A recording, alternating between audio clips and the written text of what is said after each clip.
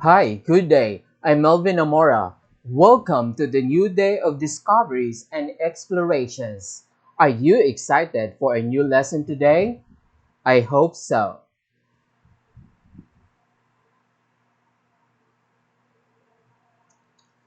Wow, nice haircut. Now I want to know who cut his hair. Oh, look here. He said, I gave myself a haircut and I think it looks pretty good. I hope it's even in the back. So, who cut his hair? Right, he cut his own hair. How do you know? Is there a special word that he uses that reflects the action back into himself? The use of the pronoun myself gives clarity to the idea that he did, in fact, cut his own hair.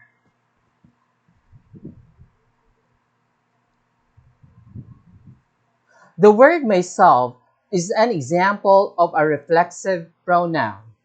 Reflexive pronouns are common in our day-to-day language. You have been using them for years, but you likely didn't know what they were called. Be wary though, because there is another type of pronoun, the intensive pronoun, that is almost identical to reflexive, but their functions differ. What is the difference? You'll find out in a second. Learn the difference between two important pronouns, reflexive and intensive pronouns. Know how and when to use them.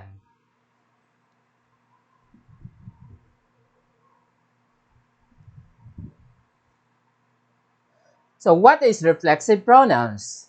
Reflexive pronouns are words ending in self or selves that are used when the subject and the object of a sentence are the same.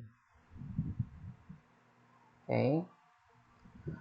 So it will help you remember that there are only 9 reflexive pronouns. They are singular, myself, yourself, himself, herself, oneself, and itself.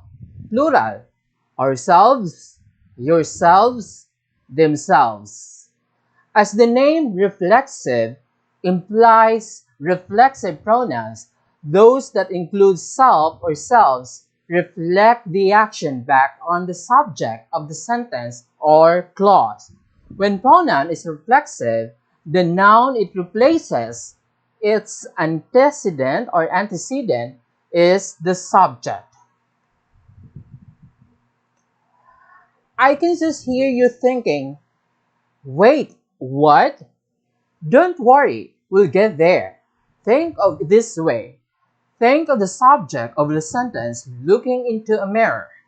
The object or the indirect object reflect the image of the subject. One way to remember is to think reflective when you say reflexive.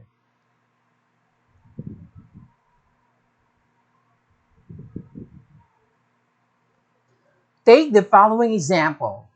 Horace made blank a pepperoni, lettuce, and mustard sandwich. We might question for whom did Horace make this odd sandwich?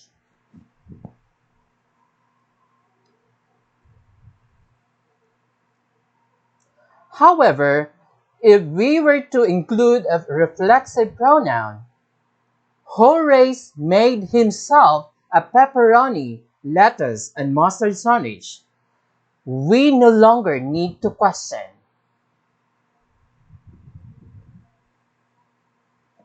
Okay? Note that it is very important to match the reflexive pronoun with the subject correctly. A big mistake that writers make is when they are using the wrong reflexive pronoun to reflect the subject. Here are a few examples. Jack decided to reward herself with a dinner out. She accidentally cut themselves while building the campfire.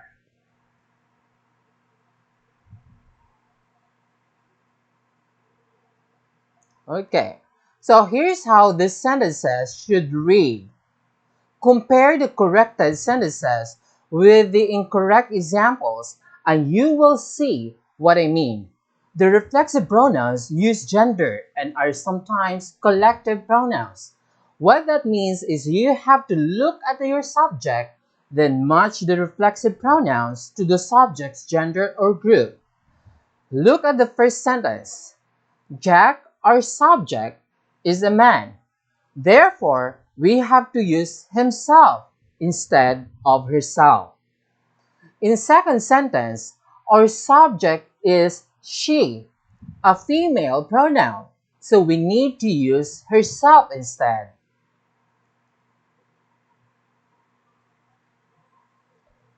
Okay.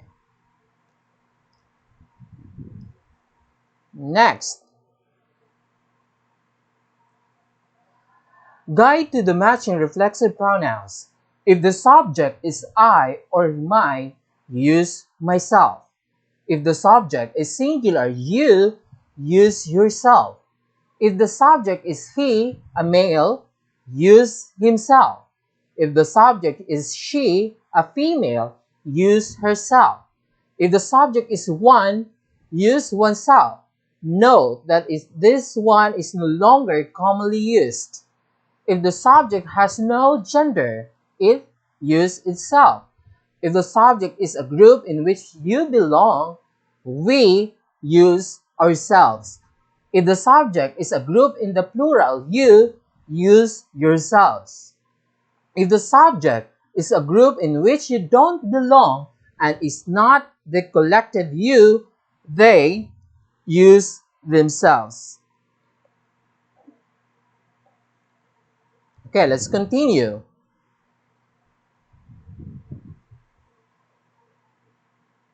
Alright, so reflexive pronouns can be used as direct objects or indirect objects. A direct object, of course, is when the subject does something to themselves. Okay, here's the sentence. Jack decided to reward himself with a dinner out. That's a direct object, himself. She accidentally cut herself while building the campfire. For the indirect objects, he will give himself a cheat day next week, and you should get yourself something to eat.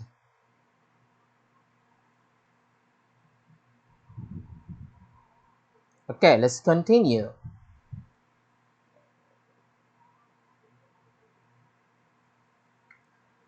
Next is the intensive pronoun.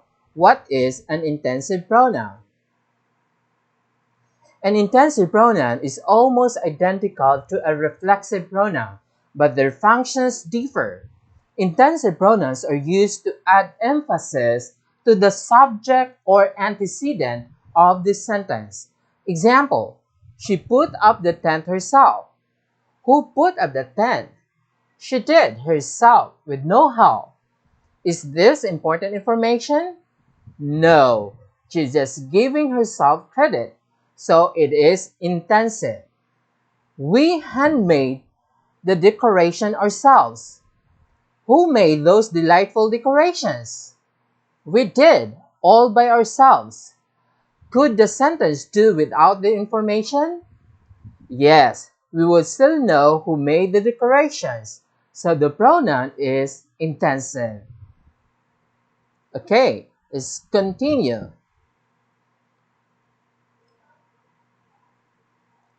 You can tell the difference between a reflexive pronoun and intensive pronoun easily. Intensive pronouns aren't essential to a sentence's basic meaning, whereas reflexive pronouns are. To differentiate an intensive pronoun from a reflexive pronoun, remove it from the sentence. If it's an intensive pronoun, the sentence will still make sense. If sentence no longer makes sense when the pronoun is removed, it's a reflexive pronoun. For example, did you yourself make the cake? The sentence would still make sense if we removed yourself. Did you make the cake? Therefore, yourself is an intensive pronoun in this context. Next, Jillian introduced herself to her new puppy. Does the sentence still make sense if we remove herself? No, right? So herself here is an extensive pronoun. Again, this one is an extensive pronoun. Next,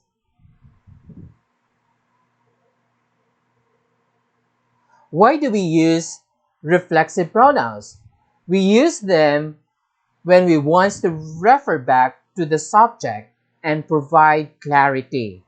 Why do we use intensive pronouns? We use them when we want to emphasize the importance of the antecedent. Now that you know what is reflexive and intensive pronouns are and how they are used, it's time to get a bit of practice using them.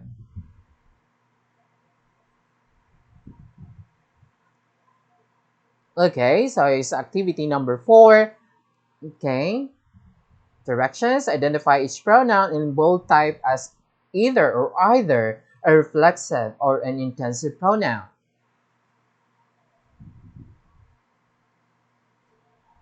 Okay.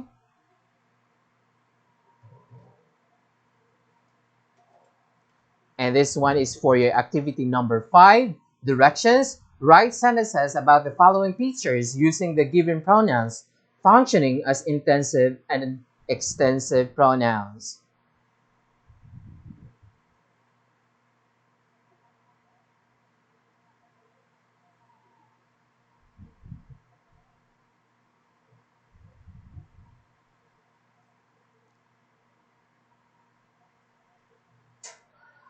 That's all for now, and see you for our next lesson. Happy learning and stay safe.